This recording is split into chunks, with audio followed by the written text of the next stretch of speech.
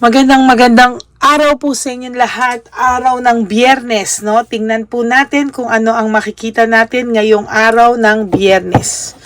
Okay?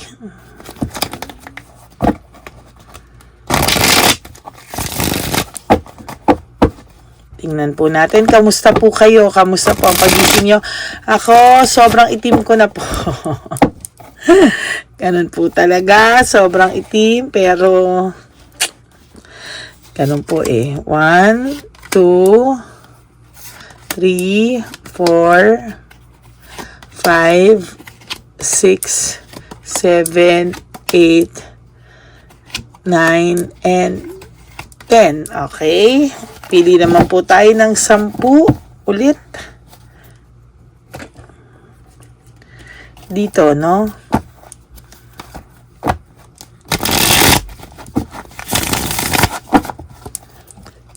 Okay. 1, 2, 3, 4, 5, 6, 7, 8, 9, and 10. Okay.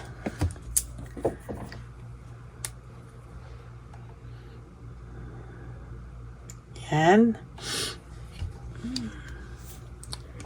Ngayon, pili naman po tayo dito sa ating feelings, no?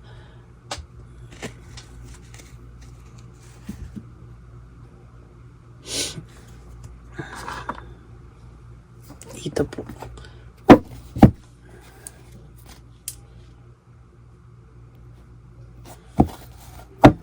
Okay. Ayan. Pili po tayo.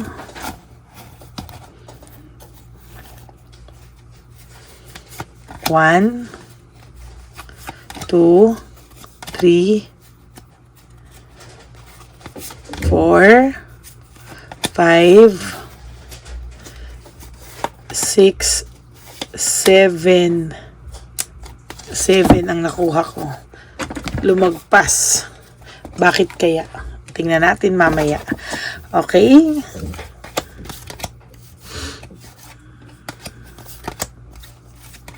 Yan.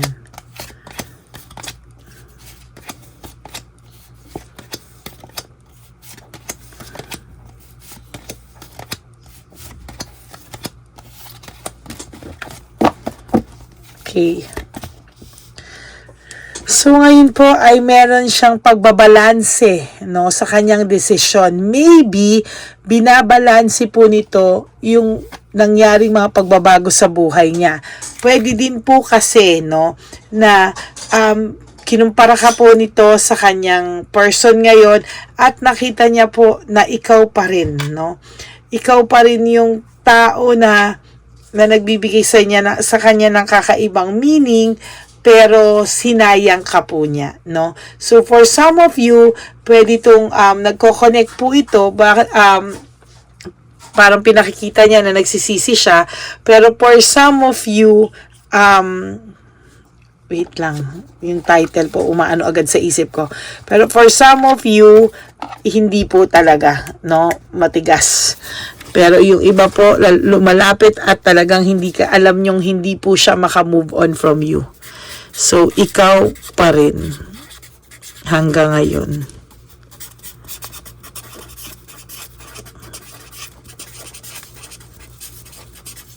Yan, ikaw pa rin hanggang ngayon.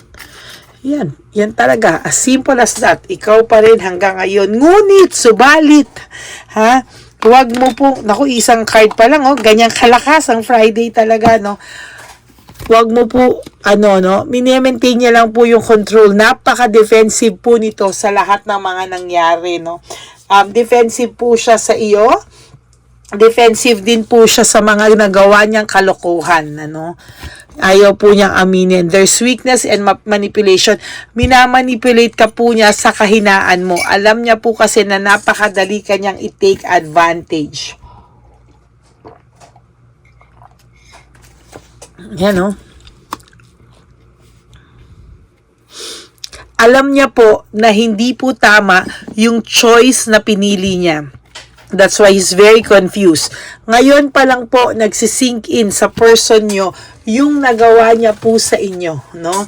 Maybe ngayon po pa lang po pumapasok sa kanya yung nagawa mo po, yung nagawa niya po sa iyo, no?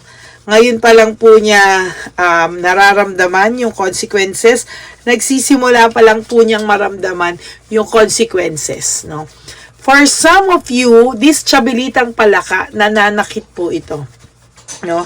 Sinasaktan po yung inyong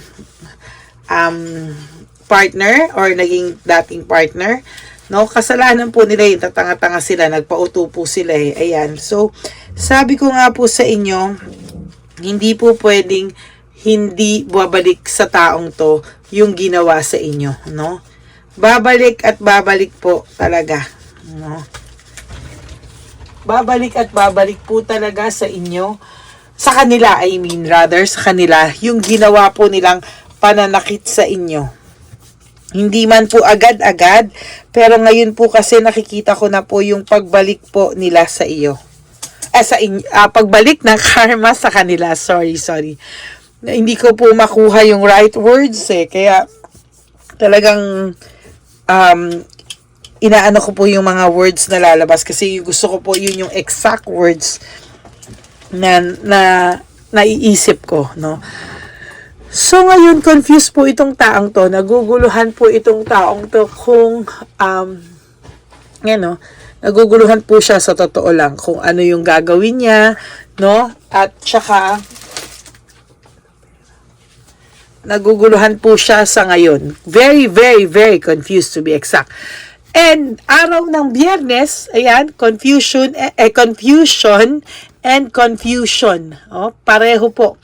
Yan talaga nangyayari yan mostly kapag Tuesday and Friday na nagkakatabi po yung cards na pareho yung meaning or almost the same meaning, no? Meaning po, confused po talaga yung person nyo sa ngayon, no?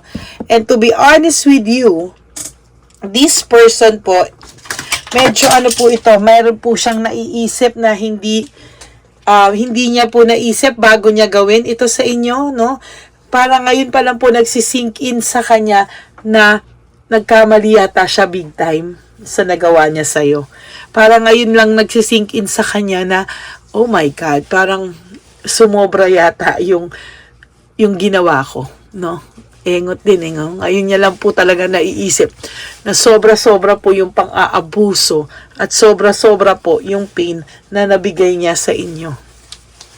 Ngayon pa lang po, no? Nanggigigil ako sa kanya. Ngayon pa lang po, no?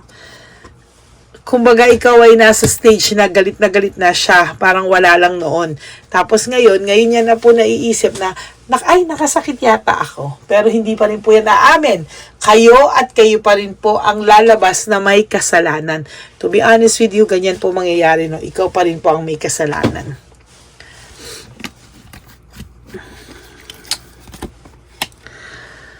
May conflict po sila ngayon ng babae. Meaning baka, yun nga kasi sinasaktan po talaga siya eh. No, may physikalan din pong nangyayari dito. Sa ngayon po, wala siyang gana sa lahat ng bagay. No, affected na po siya sa nangyari sa inyo. There's emptiness and emotional loss sa taong ito ngayon. Kasalanan niya po yan. Huwag ka pong magpapadala, ha? Maging kumalma ka lang daw po, ayusin mo yung buhay mo, ituloy-tuloy mo raw po ang pag-ayos sa buhay mo sa ngayon.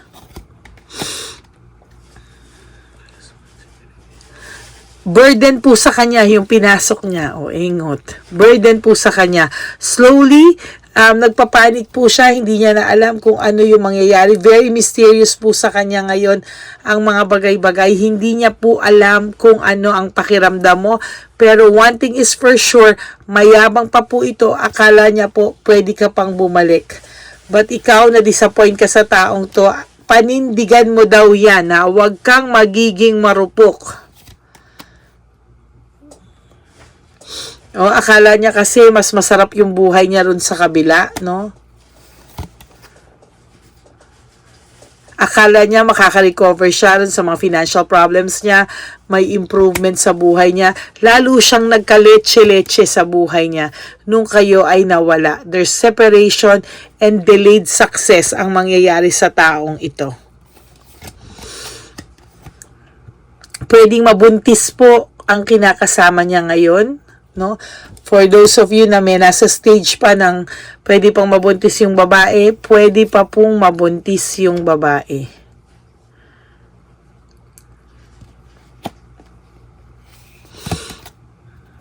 Pero, ayan siya ngayon, no? Apektado din po ito sa nangyari sa inyo. And kasi po itong taong to ay emotionally immature, may insecurity and disappointment po siyang nararamdaman sa ngayon. Yan. Kasalanan mo yan. Okay?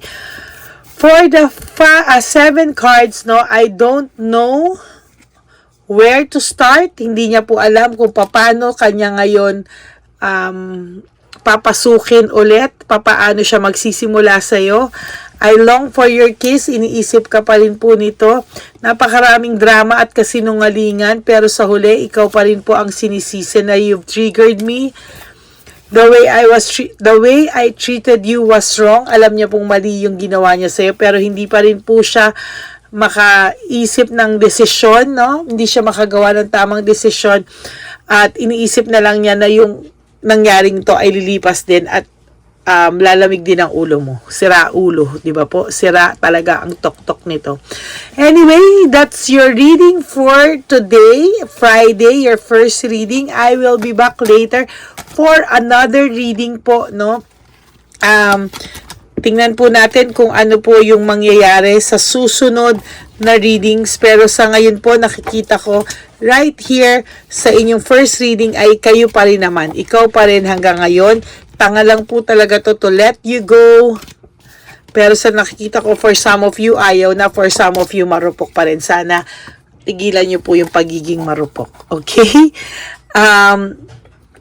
Kaya lang, iba-iba naman din po kasi ang ano ng tao, no? Iba-iba po. So, naiintindihan ko po yun. Okay?